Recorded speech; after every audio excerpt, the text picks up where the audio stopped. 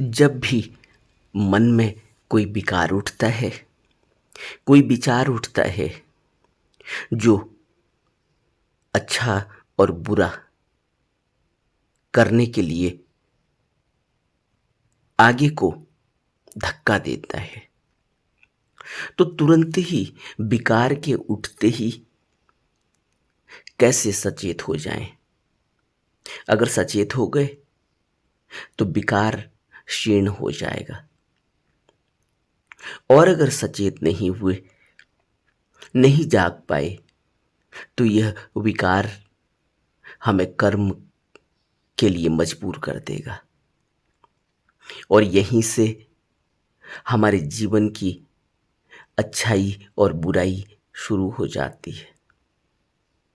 इसलिए जब भी कोई विकार जगे तो उसको जानने के लिए सबसे पहले यह देखना जरूरी है कि विकार के उठते ही सांस अस्वाभाविक होने लगती है, सांस का नेचुरल रिदम टूटने लगता है।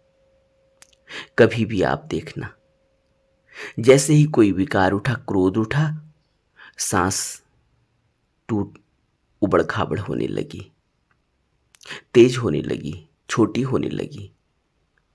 जैसे ही कोई और विकार उठता है, वैसे ही सांस पर तुरंत प्रभाव पड़ता है।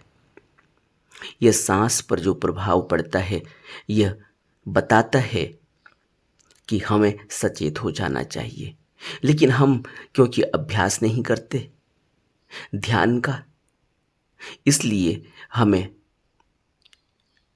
कुछ भी पता नहीं चल पाता और हम कृत्य कर जाते हैं। जब भी कोई विकार उठे, अगर हम अपना ध्यान सांसों पर केंद्रित कर दें तो तुरंत ही हमें उस विकार के द्वारा सांसों में पड़ने वाले प्रभाव का पता चलने लगेगा। और जब सांस उबड़-खाबड़ हो जाती है, अस्वाभाविक हो जाती है, उसका शरीर पर तुरंत ही प्रभाव पड़ने लगता है। शरीर भी अस्वाभाविक होने लगता है, अंग प्रत्यंग पर प्रभाव पड़ने लगता है। अंग प्रत्यंग पर पड़ता हुआ प्रभाव अगर दिखाई दे, अस्वाभाविक सांस अगर दिखाई दे, तो समझना चाहिए कि ध्यान सही चल रहा है।